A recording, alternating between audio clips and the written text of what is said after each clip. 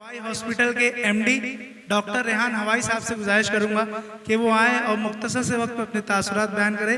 इनके बारे में एक चीज़ बताता चलूं कि 25 साल पहले भिवंडी में इन्होंने यूपीएससी क्लासेस चालू की थी भिवंडी में। तो आपके सामने डॉक्टर रेहान हवाई साहब। अस्सलाम वालेकुम वरहमतुल्लाहि वबरकातुहू। Members who have come, expert committee for counselling, managing committee and parents, अल्हम्दुलिल्लाह मुझे बड़ी खुशी हो रही है कि आप लोग इतने दूर से आए, हमारे बच्चों को हिम्मत अफजाई और काउंसलिंग के लिए आए हो। हम आपके तहे दिल से शुक्रगुजार हैं। And what I heard from him just now, many things I heard from you which was also new to मी।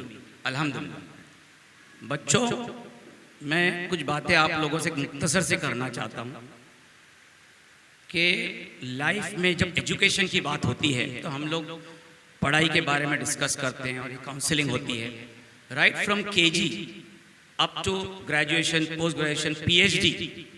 हम एक ही बात करते हैं कि हमको इतना पढ़ना है और हमको कामयाब होना है।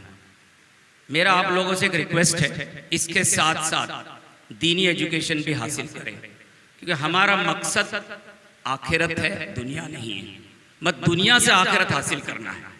तो पेरेंट्स की जिम्मेदारी है कि उतना ही वक्त घर में बच्चों को दीनी तालीम भी आहिस्ता आहिस्ता आगे बढ़ाएं ताकि दोनों चीज़ें साथ में चलें। क्योंकि एक सही मुसलमान हाईली एजुकेटेड और दीन का करेक्ट नॉलेज रखने वाला मुसलमान है तो वो तबलीग कर सकता है। तो इसीलिए ये बात पर ज़रा पेरेंट्स गौर करें। तो education should be on the both the fronts. दूसरी चीज़ें मैं बताना चाहता हूं कि लाइफ में डिसिप्लिन होना चाहिए कोई भी चीज़ को हासिल करने के लिए, जो बहुत इंपॉर्टेंट है। डिसिप्लिन का मतलब है मॉर्निंग से लेकर नाइट तक पहले अपने लाइफ में डिसिप्लिन लाओ। जब आप लाइफ में डिसिप्लिन लाओगे तो अल्हम्दुलिल्लाह दूसरे सब काम आपके लिए आसान हो जाएंगे। और ये कैसे आएगा? सिर्फ हम दीन को बराबर से फॉलो करेंगे। इस्लाम जो हमको डिसिप्लिन देता है शायद कोई मजहब डिसिप्लिन नहीं देता। वक्त पे उठना, वक्त पे नमाज पढ़ना, वक्त पे खाना खाना, इस तरह बैठना, इस तरह बोलना, इस तरह चलना। हुजूर अकरम सल्लल्लाहु अलैहि वसल्लम की जितनी हदीसें हैं उसमें डिसिप्लिन ही सिखाया गया है। और जब डिसिप्लिन लाइफ में आएगा तो आप आपके दुनियावी जिंदगी में भी इंशाल्लाह कामयाब होंगे। तो discipline is very much necessary. Third thing मैं आपको एक्चुअली ये सब प्रोग्राम तो एक्सपर्ट्स आपको डिस्कस करेंगे, मैं तो सिर्फ ये मुख्तर से बातें कहना चाहता हूँ। How we have been successful in our life, अल्हम्दुलिल्लाह दिस इज द रियल। हमारा मेयार जो सक्सेस का है अल्हम्दुलिल्लाह is because of all this.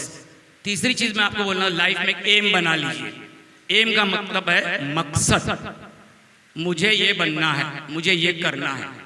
फिर उसके पीछे जद्दोजहद करिए। उसको हासिल करने के लिए जितने सोर्सेज अवेलेबल हैं उन पे आप कांटेक्ट कीजिए। जैसे ये प्रोग्राम आपने अटेंड कर लिया, नेट पे गए, कुछ टीचरों से पर्सनली आप मिले ताकि आपको उस फील्ड की 100% इंफॉर्मेशन मिले। जब इंफॉर्मेशन मिलेगी तो आप उसमें वर्क करोगे और हासिल करना अल्हम्दुलिल्लाह कोई मुश्किल काम नहीं है। इस दुनिया में कोई भी चीज़ हासिल करना अल्हम्दुलिल्लाह मुश्किल नहीं है, बट आपको उस फील्ड, उस डायरेक्शन का माइंडसेट बनाना है। जब माइंडसेट बनता है ना तो कामयाबी तुम्हारे दस्तक चूमेगी। बट माइंडसेट बनाना बहुत ज़रूरी है, उसके लिए एम रखना लाइफ में बहुत ज़रूरी है। और हमारे बच्चे जनरली, जैसा भी सर ने कहा, एम नहीं रखते, और एम नहीं रखेंगे तो कुछ नहीं होगा। आई विल टेल यू कि ये जो चीज़ें होती है ना, हमारे कौम में बहुत प्रॉब्लम है कि बच्चों में वो चीज़ नहीं है, पॉजिटिविटी इतनी नहीं है और नेगेटिव अप्रोच पे ज़्यादा ध्यान दिया जा रहा है। हर be positive always in life and always remember हस्बी Allah. I seek help only from Allah. कोई मजाल नहीं आपको कोई नीचे कर सके दुनिया में। आपको अगर किसी वजह से हार मिल रही है, it's from Allah, not from the person who is sitting next to you has put you down. वो अल्लाह ताला ने उनके जरिए से आपको नीचे दिखाया। तो आपकी कोई गुनाह है, आपको कोई प्रॉब्लम है, तो ये बात को हमेशा याद रखें, हस्बी अल्लाह। No one can put you down in this world unless Allah wants to put you down. And if you are on correct path, you are working hard, there is no reason why Allah will put you down. Go, He loves His बंदे like anything. तो मेरा बोलना है, कभी ये life में सोचो मत कि उसने उसको ऊपर किया, उसने उसको नीचे गिराया। ऐसे कोई कर ही नहीं सकता इस दुनिया में।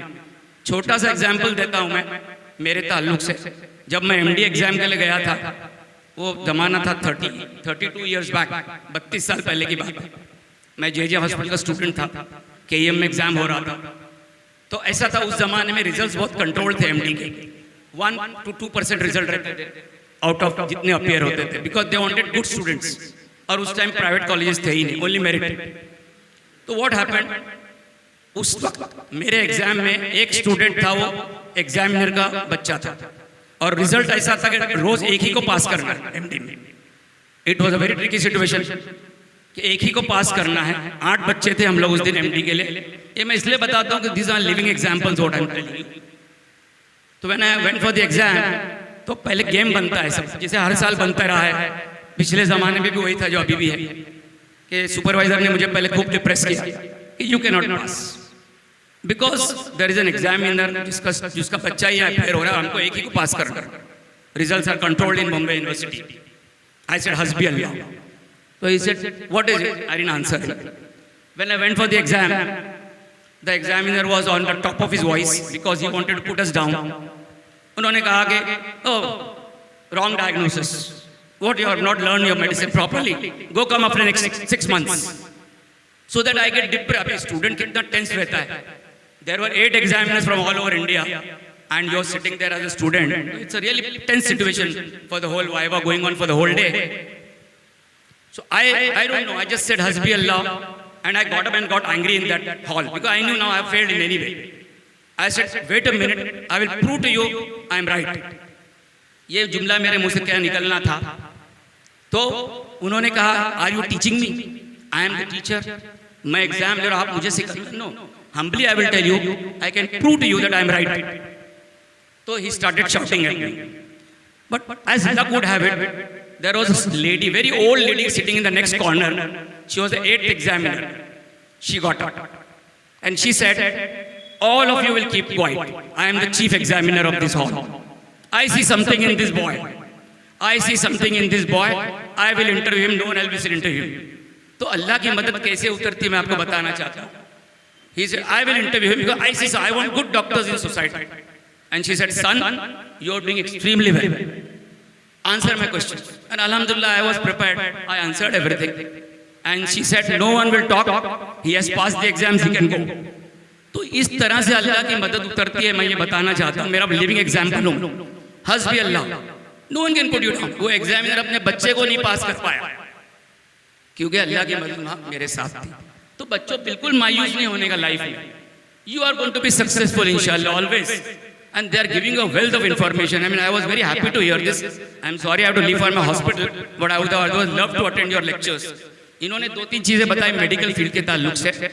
एक ये बताया, अभी जनरली बच्चे ने MBBS का ग्लैमर बहुत होता है, BUMS का ग्लैमर होता है, डॉक्टर है। बट जैसा इन्होंने कहा, मैं आप लोगों से रिक्वेस्ट करूंगा, 2-3 फील्ड इतने अच्छे हैं, occupational therapy, speech therapy, physiotherapy, बहुत ही अच्छे फील्ड है। मैं आपको बताऊं, मेरे को 31 ईयर्स हो गए फील्ड में। पूरे भिवंडी में एक भी स्पीच थेरेपिस्ट नहीं है। एक स्पीच थेरेपिस्ट कल्याण से आते हैं, मॉर्निंग में 6 बजे आते हैं, रात के 1 बजे जाते हैं, 1 घंटे का 400 रुपए लेते हैं। एक ही स्पीच थेरेपी से पूरा लोड उन पे है, और every hour is charging 400 rupees. अब बताइए, MBBS भी नहीं कमाएगा उतना, ना ही एक BUMS कमाएगा उतना। And we need 100 speech therapist. Occupational therapy, there only one girl who has done occupational therapy, वो भी अभी अभी आई है, मैरिज होके भिवंडी आई है। ऑक्यूपेशनल थेरेपी पर सेशन इज 700 रुपीज। क्या होता है ऑक्यूपेशनल थेरेपी? मेंटली रिटार्डेड, जो दिमाग से माजूर बच्चे होते हैं, उनके दिमाग को ऊपर लाना। बहुत ही इंटरेस्टिंग फील्ड है। और उसमें क्या है कि एवरी सेशन का 600 to 700 रुपीज चार्ज है। 10 भी सेशन कर लिया आपने तो एक दिन का 7000 रुपीज का पॉकेट कर लिया। और कितने लोग हैं भिवंडी में इस वक्त?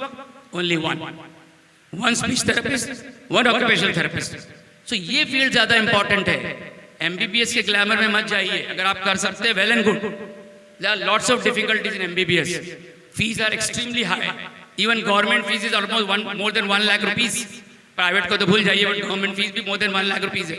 और MBBS होने के बाद you have to go for MD। इतना जद्दोजहद, इतनी मेहनत, इतने entrance exams, and ultimately if you get MD fine, you don't get MD what, again you are MBBS only. तो ये सब चीजें जो है ग्लैमर में मत जाइए।